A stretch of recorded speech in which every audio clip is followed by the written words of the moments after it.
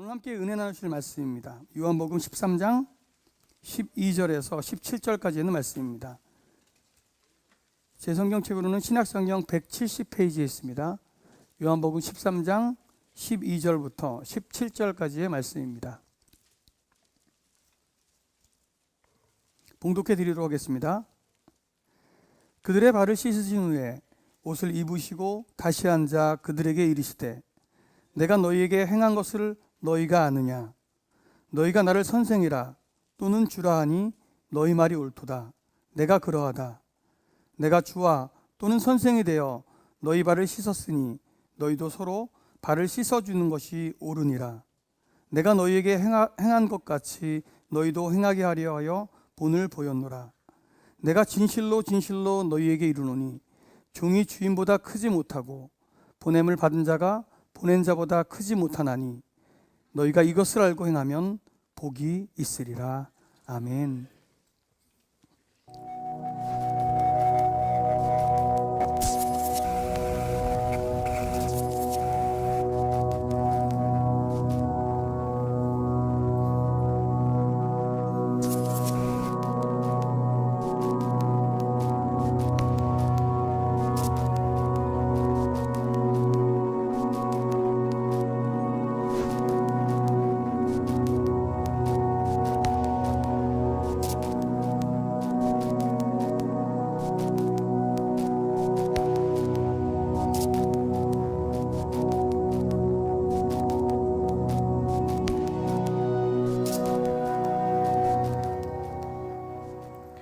하나님의 사랑에 겨워서 하나님을 예배하는 여러분들을 주님의 이름으로 축복합니다.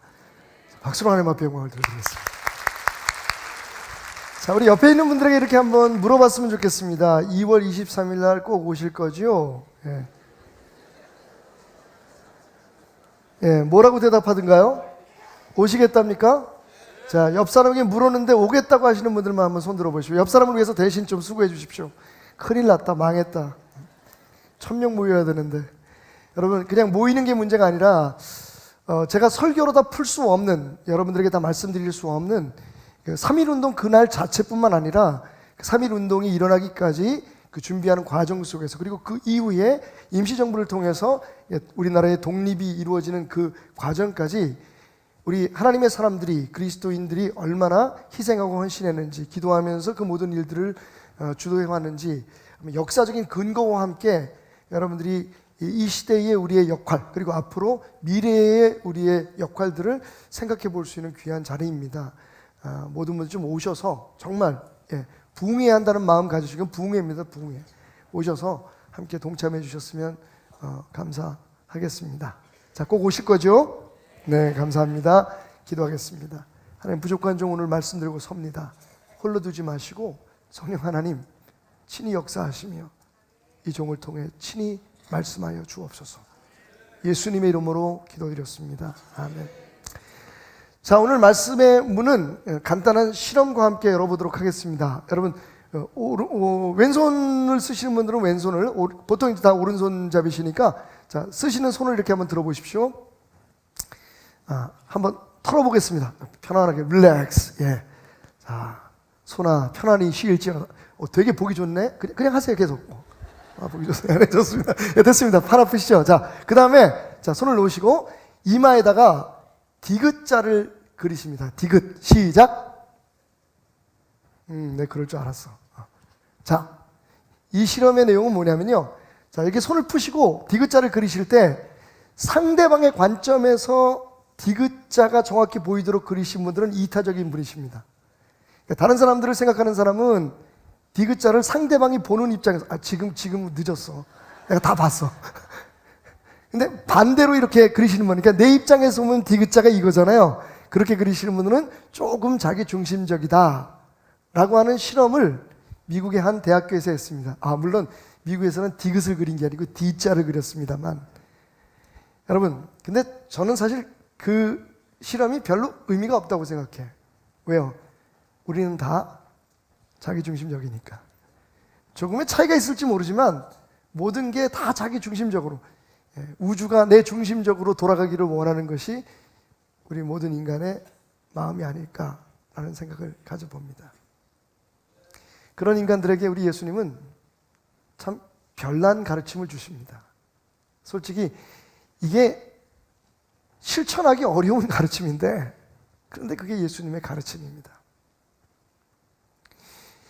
예수님의 파격적인 행동 가운데서 제가 볼 때는 가장 파격적이었던 행동, 바로 6월절 날 밤 예수님께서 십자가에 못 박혀 죽으시기 바로 전날 밤에 식사하던 자리에서 일어나셔서 대야에 물을 떠 담으시고 옷 저고리를 벗으시고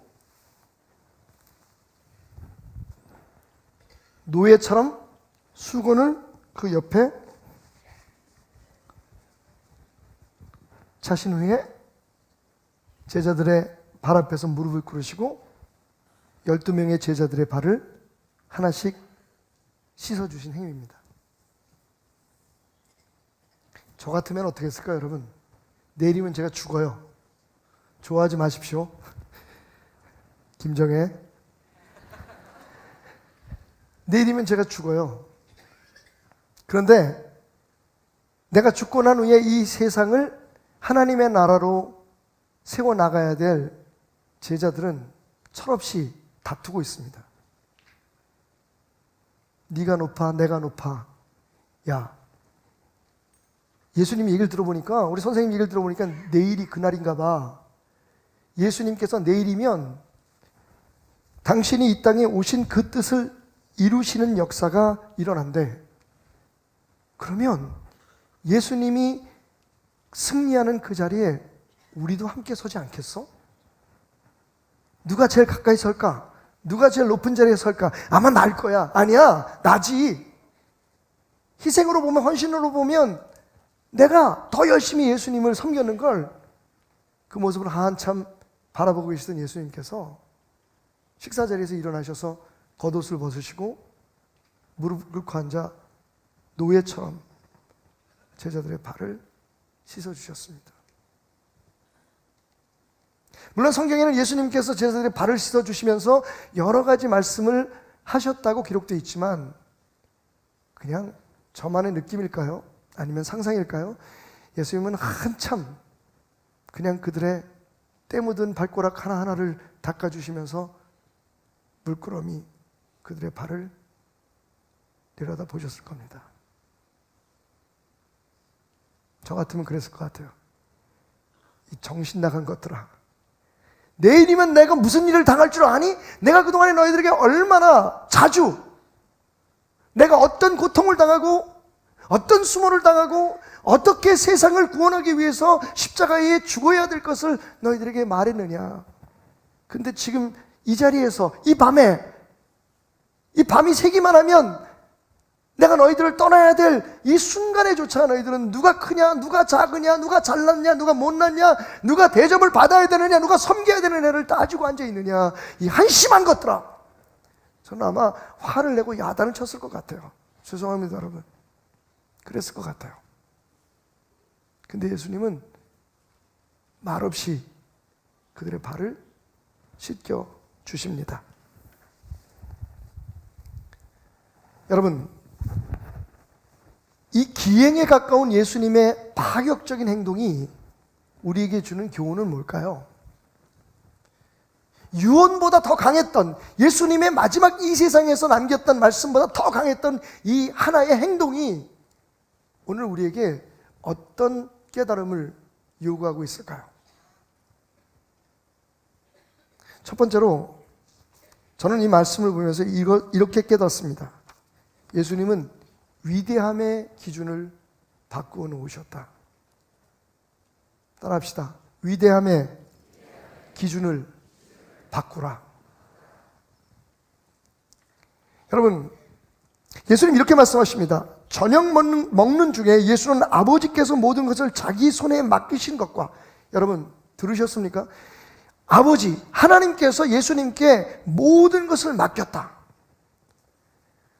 하나님의 권위와 하나님의 권세를 지금 가지고 있는 분임을 스스로 주장하십니다.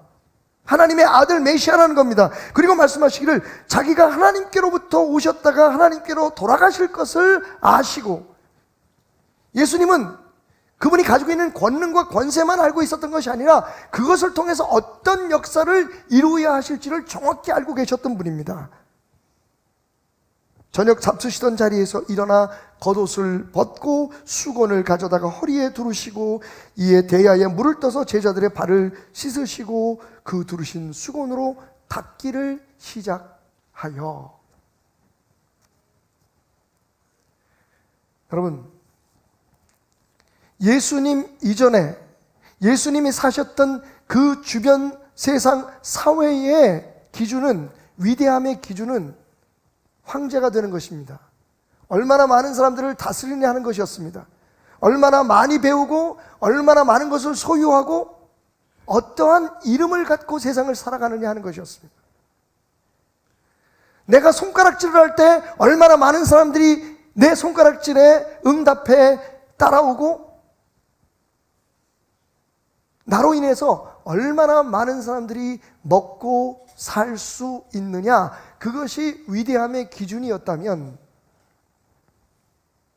그날 밤 예수님의 그 행동은 그 위대함의 기준을 완전히 바꿔놓은 행위였습니다. 그런데 여러분, 그게 그렇게 새삼스러운 것이 아니었다는 게 중요합니다. 예수님은 이미 여러 번 그렇게 말씀하셨습니다. 여러분도 들으셨습니다. 예수께서 제자들을 불러다가 이르시되 이방인의 집권자들이 그들을 임의로 주관하고 그 고관들이 그들에게 권세를 부리는 줄을 너희가 알거니와. 자, 이것이 세상의 법이다. 그러나 나는 너희에게 말한다. 너희 중에는 그렇지 않아야 하나니. 여러분, 세상과 달라야 된다는 겁니다. 너희 중에 누구든지 크고자 하는 자는 너희를 섬기는 자가 되고, 너희 중에 누구든지 으뜸이 되고자 하는 자는 너희의 종이 되어야 하리라. 아멘. 이것이 우리가 살고 있는 더 큰 세상, 아니 우리가 진정으로 속해 있는 하나님 나라의 법이요 질서요 기준이라고 예수님은 지금 말씀하고 계시는 겁니다. 그런데 우리는 지금 어떻게 하고 있습니까? 그런데 제자들은 어떻게 했습니까? 그런 예수님 앞에서, 그런 행동을 보이시는 예수님 앞에서 그들은 누가 더 으뜸이 되고, 누가 더 지배하는 자가 되고, 누가 더 칭찬을 받는 자가 되고, 누가 더 높임을 받는 자가 되고, 누가 더 많은 것을 소유하는 사람이 될 것인가를 서로 논쟁하고 다투고 있었다는 겁니다. 우리는 어떻습니까? 우리는 어떻습니까?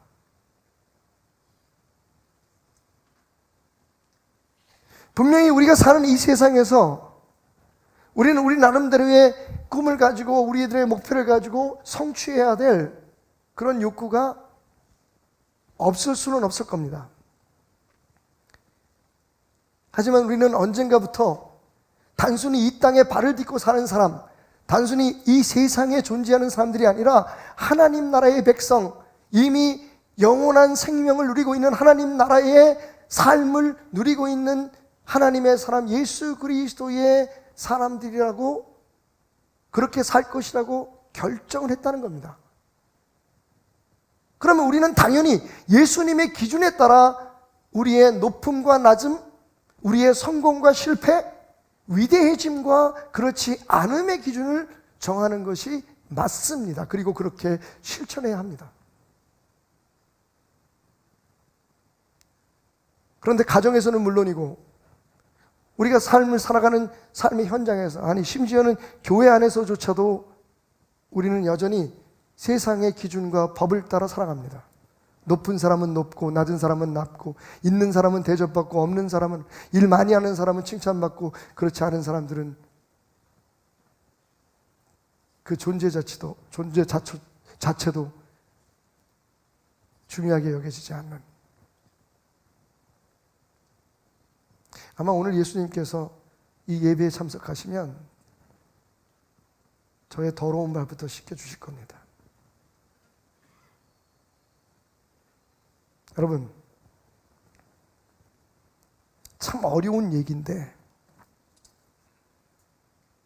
예수님이 이렇게 하신 이유를 분명히 밝히셨습니다. 내가 선생이 되어 너희의 발을 씻었으니 너희도 서로 발을 씻어줘라. 여러분, 내가 선생인데, 내가 대접받아야 될 위치에 있는데, 내가 큰 소리 쳐야 될 위치에 있는데, 내가 명령해야 될 위치에 있는데도 불구하고 나는 너희들의 발을 씻어주었다. 그 섬기는 마음으로 살아가라. 그것이 하나님 나라의 법이고 나의 명령이다. 그러면서 이렇게 말씀하십니다. 이것을 알고 행하면 복이 있을 것이다. 여러분, 복이 있답니다. 복! 그 물속에 사는 배불뚝이 그 복 말고,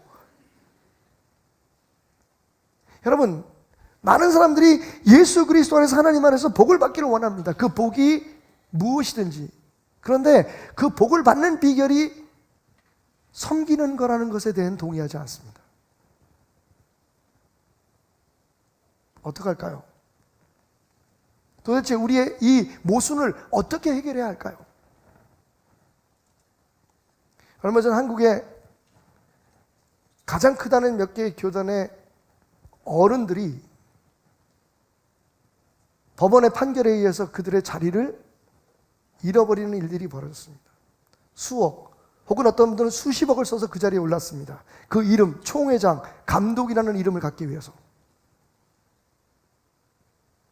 근데 그 과정조차도 불법적이었다고 하는 판단을 세상에서 내렸단 말이에요. 하나님 법이 아니라 세상에서 내려서 결국은 자신들의 자리를 놓쳐버렸습니다. 미쳤습니다.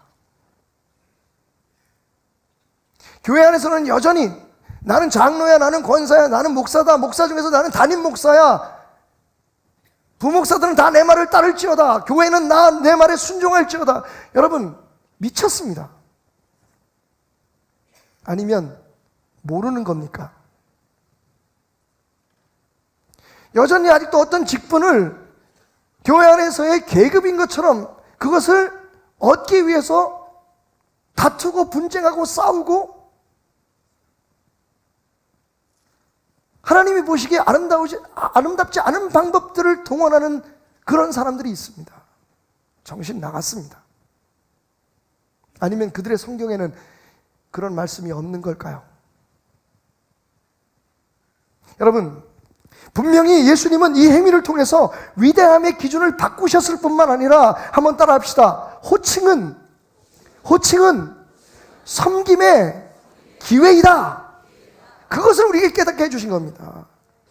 여러분, 큰 이름이 누리기 위해서 주어진 이름이 아니라 세상 사람들처럼 어떤 권위가 그 권위를 통해서 다른 사람들을 다스리고 다른 사람들을 자기 마음대로 뜻대로 이렇게 저렇게 움직이게 하기 위해서 주어진 이름이 아니라 그 이름은 하나님께서 우리에게 섬기라고 주신 기회요. 그 이름은 우리의 사명이라는 겁니다. 아버지라는 이름이 단순히 권위가 있는 이름이 아닙니다. 그것은 아버지로서 가족들을 섬겨야 된다고 하는 이름인 것입니다. 어머니라는 이름도 마찬가지입니다. 교회의 목사라는 이름이 그렇듯이 여러분 장로님, 권사님, 그리고 집사님, 안수 집사님, 이 모든 교회의 무슨 회장님, 부회장님, 이게 사람들 앞에 높임을 받고 사람들 앞에 인정을 받으라고 하는 이름이 아니라 섬기라는 이름이라는 겁니다. 자, 예수님의 말씀을 들어보십시오. 그들의 발을 씻으신 후에 옷을 입으시고 다시 앉아 그들에게 이르시되, 자, 이제 예수님의 본론이 그렇게 행동을 하신 그 이유를 말씀하십니다. 내가 너희에게 행한 것을 너희가 아느냐, 보았느냐, 나를 선생이라 또는 주님이라 하니 너희 말이 옳도다. 그래, 너희가 나를 선생님이라고 부르지, 나 선생님 맞다. 너희가 때로는 나를 주님이라고 부르지, 내가 너희의 주인이 맞다. 내가 그러하다. 내가 또 주와 선생이 되어 너희의 발을 씻었으니 너희도 서로 발을 씻어주는 것이 옳으니라. 여러분, 이거 누가 기대했던 말일까요? 누가 예수님이 이런 말씀을 하실 것이라고 상상을 해봤습니까? 예수님은 여러분 정확히 말씀하십니다. 이 말씀을 오늘 여러분 가정에 들어가서 초등학교 5학년, 6학년 여러분 손주에게 그리고 자녀들에게 읽어보고 그 뜻이 무엇인지 물어보십시오. 아이들이 정확히 압니다. 예수님이 선생님인데, 예수님이 주인인데 그 예수님이 제자인, 그리고 여러분 주인이면 종이잖아요. 종들의 발을 친히 씻어주셨다. 그 더러운 120개의 발가락을. 여러분 12명의 발이면, 그죠? 발로 따지면 24개가 되겠죠. 하지만 여러분 발가락으로 생각하면 120개예요. 그 중에 발가락이 없는 사람은 없었겠죠. 예수님께서 그 발가락 120개 하나하나를 아무 말 없이 왜 그렇게 행동하고 있는지 말씀도 안 하시고 그냥 발을 씻어주셨다는 거예요. 여러분, 유대 나라의 그 거친 땅에, 그 메마른 땅에 얼마나 발이 더러웠겠어요. 그 발가락 하나하나를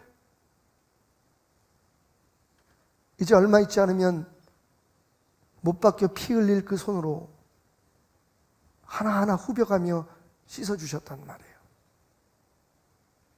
그리고 그 이유가 내가 한 것처럼 너희도 그렇게 살라는 겁니다. 그게 하나님의 나라의 백성, 그게 하나님 나라의 귀한 이름을 가진 자들의 사명이라는 겁니다.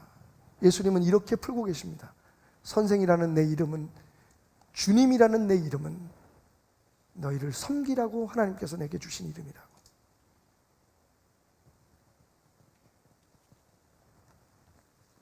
혹 오늘 이 설교를 듣고 감동받아서 집에 돌아가셔서 아내의 발을 씻겨주실 용기가 있는 분들은 안 계신가요? 매일 하지 않아도 돼요. 예수님도 평생에 딱 한 번 하셨어요, 이거. 그러니까 지금까지 우리가 해왔던 어떤 행동과 달리 정말 예수님이 우리에게 가르치신 내가 남편으로서 아내인 당신을 섬기겠습니다. 내가 아내로서 남편인 당신을 섬기겠습니다. 내가 아버지로서 어머니로서 너희들을 섬겨주마. 내가 목사로서, 내가 장로로서 여러분 성도님들을 섬기겠습니다.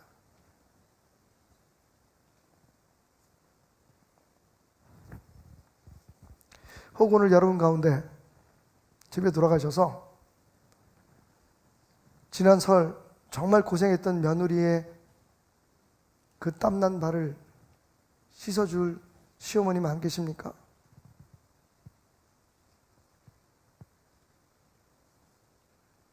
남사스럽습니까?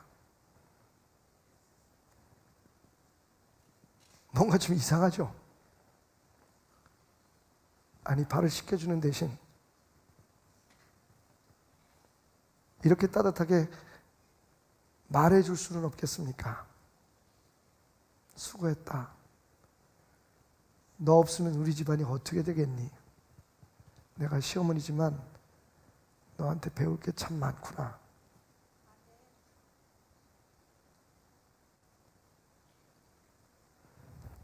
뭔가 잘못됐어요.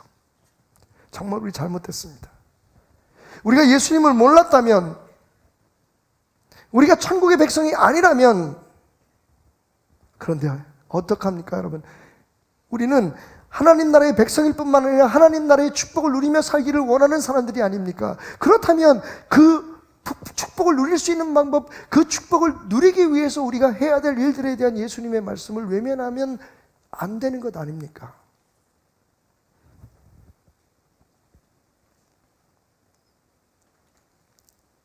예수님은 이렇게 말씀하십니다. 인자가 온 것은 섬김을 받으려 함이 아니라 도리어 섬기려 하고 자기 목숨을 많은 사람의 대속물로 주려 함이니라. 여러분, 이름은요 섬기라고 준 기회입니다. 그거 가지고 힘을 과시하고 그거 가지고 내 권위를 주장하라고 주어진 게 아니라, 그 이름은, 그 호칭은 예수님의 말씀처럼 정말 세상은 이해할 수조차 없는, 흉내도 낼 수 없는 놀라운 하나님의 영광을 나타내기 위해 섬길 수 있는 특별한 기회인 것입니다.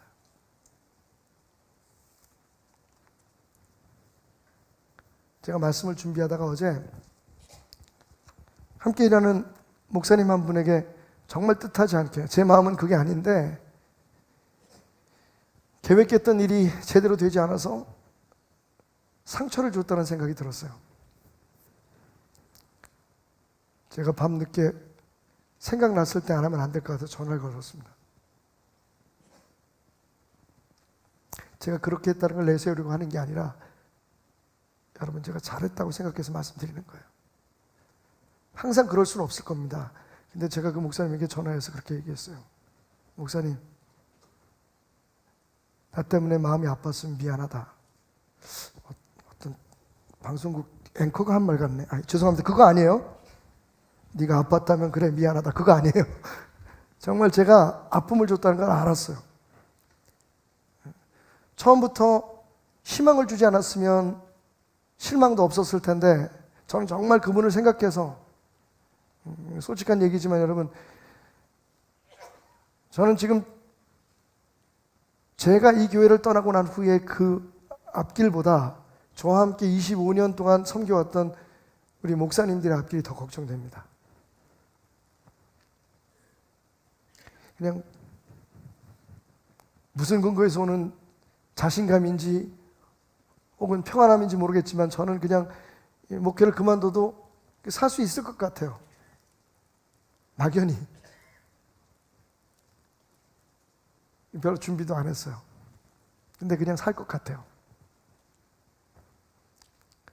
근데 저와 함께 일해왔던 여러분의 목사님들은 어떡할까? 이게 너무 머리가 아파요, 솔직히. 마음이 아파요. 어쨌든 저만큼 기회가 주어지지 않을 것 같다는 생각 때문에 그래요. 알아서 잘 살겠지만. 그래서 제가 나름대로 목사님들 길을 어떻게 하든지 인도해 주려고 노력을 하는데 그게 생각대로 안 되네요. 돈은 문제가 아닌데, 돈이야 뭐 빚을 저소라도 해줄 수가 있는데, 문제는 정말 이분들이 가서 자기가 기쁘게 즐겁게 베델교회에서 함께 이렇게 섬기고 일해왔던 것에 대한 충분한 하나님의 그런 축복과 은혜 속에서 할 수 있는 일들의 그런 자리들을, 그런 그 목회 현장들을 좀 준비해주고 싶어서 제가 나름대로 노력을 하는데 세상이 참 그렇지가 않네요. 그래서 제가 상처를 준 것 같았어요. 전화해서 목사님 미안하다. 정말 미안하다. 그 얘기밖에 할 수가 없었어요.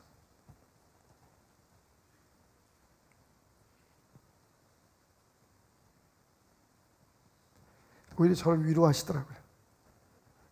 목사님, 제가 그 몇 주 동안 참 행복했습니다. 목사님이 정말 저와 저희 가정의 앞길을 생각해 주시는 것 같고, 제 마음속에 어떤 계획과 기도 제목이 있다는 걸 목사님이 알고 계신 것 같아서 행복했습니다. 아무것도 해준 게 없는데, 아니 목사님,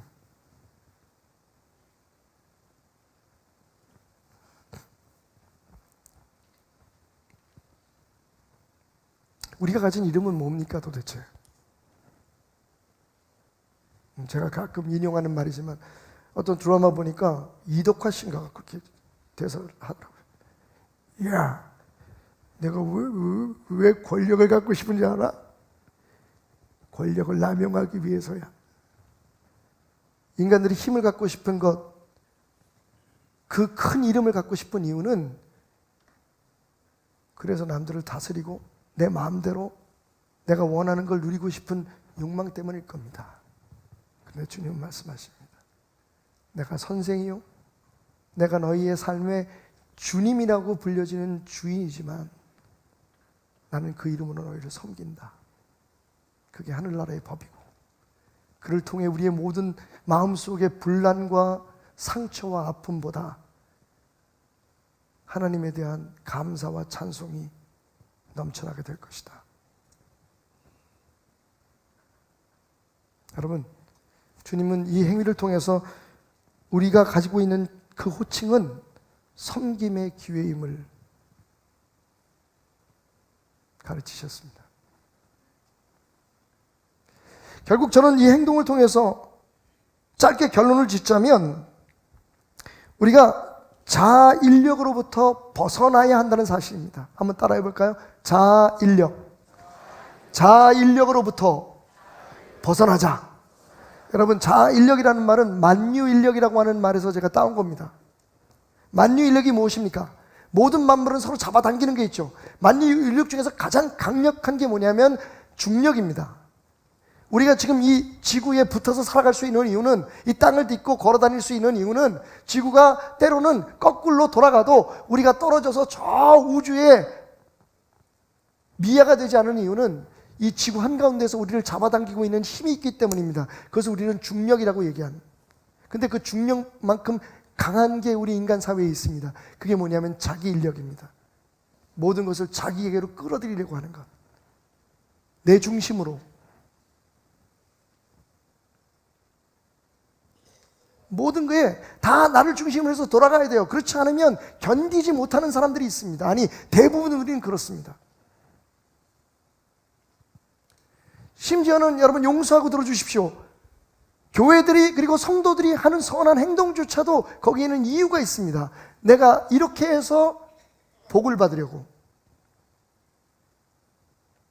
교회들이 선교할 때도 선교를 해서 우리 교회가 부흥하려고. 여러분, 그 말이 틀리진 않지만 그게 목적이 된다면 분명히 예수님의 가르침에서 멀어진 것은 맞습니다. 열심히 기도하는 이유가, 예배 참석하는 이유가 우리 자식들 잘 되게 하려고. 틀리진 않지만 분명히 예수님께서 의도하는 건 아닙니다. 하나님 앞에 11조 드리고 물질 드리는 것이 그렇게 해서 내 창고가 가득 차게 하려고. 여러분, 그건 더욱더 아닙니다. 어렵지만 자기 인력에서 벗어나려고 몸부림치는 것이 신앙입니다. 이제껏 모든 것이 나 중심, 나의 주도로 움직였다면 이제는 하나님의 말씀, 하나님 중심으로 내 삶의 진짜 주인 되신 그분의 뜻대로 내가 살아가려고.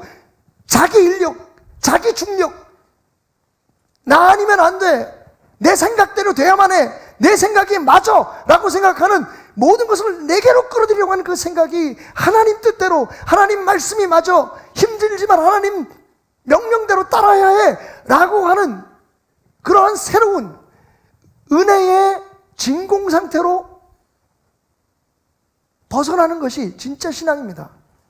그게 없으니까 여러분, 교회 안에서도 상처를 받고 서로 다투고 분쟁하고 불만을 갖고 원망을 하는 겁니다. 내 뜻대로 안 되니까, 내가 법이니까. 여러분, 언젠가 제가 여러분에게 설교할 때 말씀드렸죠.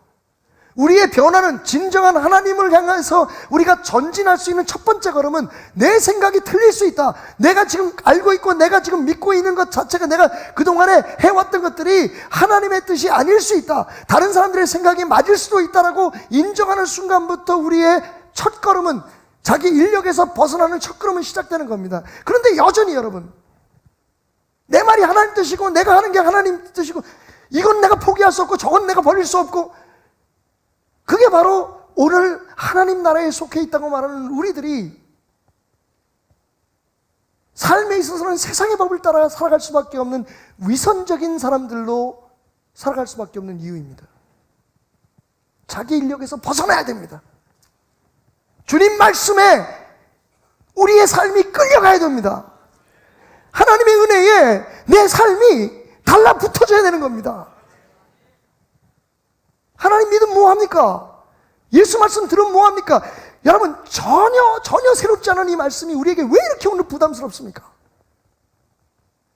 이렇게 많이 듣고 또 보고 보았던 그 말씀이 30년 40년 동안에 최소한 몇십 번은 들었을 법한 이 제자들의 발을 씻어주시면서 너희가 섬기는 자가 되라, 내가 선생이요 주가 되어서 섬겼으니 이건 본을 보이기 위해서 내가 한 특별한 행동이니 너희들이 그대로 본받아 섬기는 자가 되라.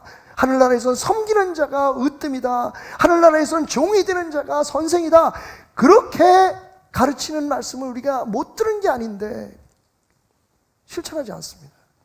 그래서 아마 예수님은 이 말을 붙이셨던 것 같아요. 알고 행하는 자는 복이 있다. 여러분, 우리에게서 아는 것과 행함 사이는 왜 이렇게 멉니까? 아니, 사실은 멀다기보단 암과 행함 사이에 가로막혀 있는 자기 인력, 우리 자신의 욕심과 욕망과 우리의 고정관념과 생각이 그게 하나님 말씀인 줄 아는데, 그렇게 되면 우리가 가지고 있는 대부분의 문제가 해결될 수 있는 걸 아는데, 가정의 부부간의 문제도, 여러분 고부간의 문제도, 삶의 자녀와 부모 간의 문제도, 그리고 여러 가지 직장에서 일어나는 여러 가지 문제도, 교회 안에서 일어나는 분쟁도, 그게 바로 해결하는 시작점인 줄 알고 있는데, 여러분 알면 뭐합니까? 행함이 없으니 복이 없는 겁니다. 우리가 기대하는 참 하늘의 복, 가정의 평화, 일터에서의 화합, 남편과 아내가 서로 나보다 서로를 더 아끼고 살아가는 것, 자식들이 정말 내 계획, 내 생각이 아니라 그보다 더 좋은 하나님의 계획, 하나님의 뜻대로 살아갈 수 있도록 그 앞길이 열리는 것, 여러분 그 진정한 축복이 어디서 오냐면, 내가 내 이름을 내려놓고, 아니 그 이름을 기회로 삼아 섬기기 시작할 때부터 시작된다고 예수님은 말씀하고 계십니다. 너희의 영생의 축복이 어디 있느냐? 알고 행하는 데 있다.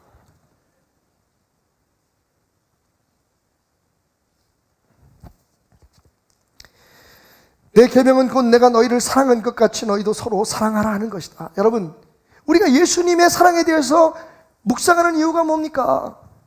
내가 그런 사랑을 받았기 때문이잖아요. 얼마나 행복합니까? 나 같은 죄인 살리신. 근데 여러분, 거기서 예수님의 말씀이 끝나지 않았다는 걸 기억하십시오. 내가 너희를 사랑했다. 자, 그 사랑을 알았니? 그러면 그 사랑으로 다른 사람들을 섬겨라. 그것을 기준으로 그렇게 다른 사람들을 섬겨라. 그게 내가 너희에게 원하는 것이다. 미국에 있을 때 한 큰 한인교회를 방문한 적이 있었습니다. 입구에 들어가면서 그 자리에 멈춰서 정말 얼마나 제가 서 있었는지 모르겠어요. 너무 감동을 받은 조각상 하나가 있었습니다. 바로 이 조각상입니다. 오렌지 카운티라고 하는 캘리포니아의 한 지역, 그 당시에 가장 컸던 교회의 그 로비에 있었던 이 그림. 지금 여러분들이 보시는 이 조각상은 텍사스에 있는 달라스 디올로지컬 세미너리의 달라스 신학대학의 그 정원에 세워진 동일한 동상입니다. 거기에는 영어로 다음과 같은 문구가 써 있었어요. To see his face, kneel before Christ. 그분의 얼굴을 보기를 원한다면 그리스도 앞에 무릎을 꿇어라.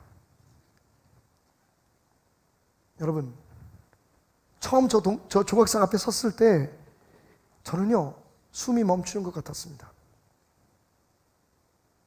내가 그동안에 보고 따랐던 예수님의 얼굴은 진짜 예수님의 얼굴이 아닐 수 있다는 것을 알았어요. 제자들의 발을 씻겨주던 예수님의 얼굴, 진짜 그 얼굴을 보려면 무릎을 꿇어야만 했던 겁니다. 우리는 죽음에서 부활하시고 사탄을 물리치시고 병을 고치시고 기적을 행하시는 예수님의 찬란한 얼굴에 매료되어 있습니다. 그래서 그 얼굴만을 매일 구합니다. 나를 도우소서, 나를 이기게 하소서, 나를 모든 위험에서 건지소서. 그런데 주님 말씀하십니다. 자, 그 승리의 얼굴, 찬란한 영광의 얼굴만이 내 얼굴이 아니다. 그날 너희들에게 영원히 변치 않는 진리의 교훈을 남기기 위해 제자들의 발을 씻어주었던 땀방울이 맺힌 사랑으로 젖은 내 얼굴을 너는 본 적이 있는가? 그 얼굴은 내가 무릎을 꿇어야만 볼 수 있는 얼굴이었습니다. 그 얼굴은 내가 누군가의 발을 씻어주듯 섬길 때에만 볼 수 있는 얼굴이었습니다. To see his face, kneel before Christ. 여러분, 언제까지 찬란히 빛나는 예수님의 얼굴만 보고 따라가시겠습니까?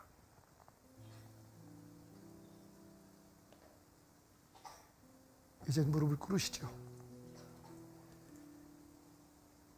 하도 오래 뻣뻣하게 세워져 있는 무릎이기에 꿇는 게 쉽지 않을 겁니다. 여러분, 예수님 분명히 말씀하셨습니다. 알고 행하면 복 받을 것이다. 의지가 필요합니다. 말씀드렸지만 예수님이 항상 제자들의 발을 씻어준 게 아니에요. 그날 그 행동은 옷을 벗으시고 무릎을 꿇고 노예들이나 하는 그 행동을 보이신 것은 예수님의 의도적이고 의지적이고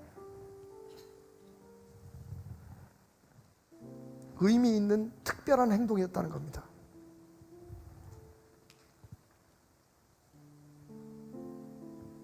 우리의 뻣뻣한 무릎은 그렇게 예수님의 명령 앞에 꿇어져야 됩니다. 영광만 따라가고 대접받을 것만 생각하고 내 이름이 가진 권위와 그 영광에 매료되는 삶이 아니라 그 빛나는 예수의 얼굴 말고 날 위해 십자가에 못 박혀 축 처진 그늘진 그 얼굴, 머리에서 흘러내리는 핏방울로 잔인하게 얼룩져진 그 얼굴, 지금도 나를 섬기기 위해 지금도 섬기는 자가 되라고 제자들의 발을 씻어주며 교훈하셨던 그 더러운 발냄새에 억지로 참아내려고 찌그러졌던 그 얼굴.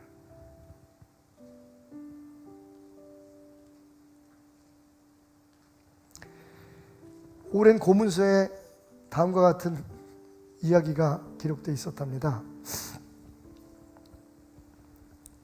남편의 이름은 요셉, 그리고 아내 이름은 아스낫이었습니다. 그 두 부부의 이름이 우리에게 보여주듯 그들은 이집트, 애굽에서 살던 유대인들이었어요. 어느 날 남편 요셉이 왕들의 무덤을 짓는 일에 동원돼서 힘들고 고통스러운 노동을 마치고 피폐한 모습으로 집에 돌아옵니다. 아내 아스낫이 달려나가 남편을 맞이하죠. 그리고 아내는 요셉을 의자에 앉힙니다. 의자에 앉은 남편의 발 앞에는 아내가 미리 준비해 놓은 따뜻한 물이 담겨 있는 대야가 있었습니다. 아내는 온종일 지친 남편의 굳어진 더러운 발을 물에 담그며 씻으려 합니다. 요셉이 벌떡 일어나 말합니다. 여보, 이건 아닙니다. 유대인의 법, 전통을 철저히 지키는 우리는 종이 아니면 다른 사람의 발을 씻어줘서는 안 됩니다. 친구조차도 서로의 발을 씻어주면 안 된다는 것이 우리의 율법이거늘 어찌 당신이 내 발을 씻으려고 합니까? 제가 씻겠습니다. 우리 집에는 종이 없으니까요. 그러자 밝게 웃는 모습으로 아스낫이 말합니다. 여보, 당신과 결혼하는 그날부터 당신은 내 삶의 주인이었습니다. 저로 하여금 당신을 섬기게 해주십시오. 그리고는 굳어진 남편의 발을 가슴으로 안습니다.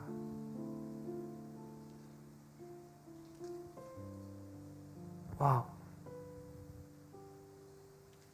제가 설교 준비하면서 어제 밤에 아내에게 물었어요. 여보, 진짜 좋은 얘기다, 그지? 어떻게 생각해? 아내가 말합니다. 나는 반댈세. 왜 꼭 부인이 발을 씻어줘야 되냐? 예수님 말씀대로면 남편이 먼저 씻어줘야지. 그래서 그런 얘기가 아니잖아. 이게 지금 그걸 따질 때가 아니잖아. 나는 그래. 당신 내 발 먼저 씻어줘봐. 그럼 내가 씻어줄게. 결국 우리의 전쟁은 서로 등을 맞대고 자는 것으로 평화를 되찾았습니다.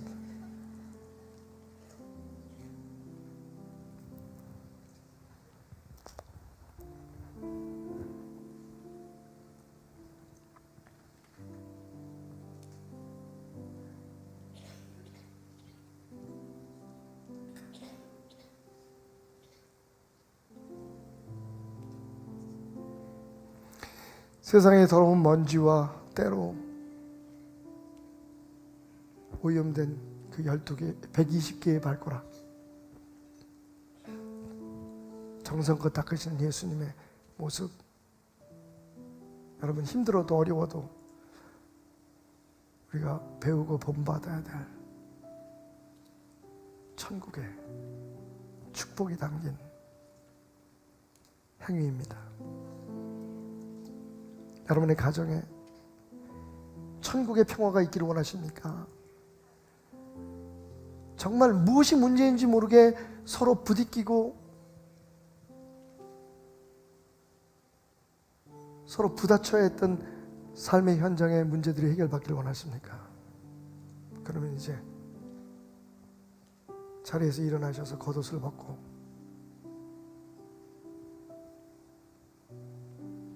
그건 수치가 아닙니다. 지는 게 아닙니다. 주님의 사랑으로, 주님이 주신 능력으로 무릎을 꿇으십시오. 그리고 서로 섬기십시오.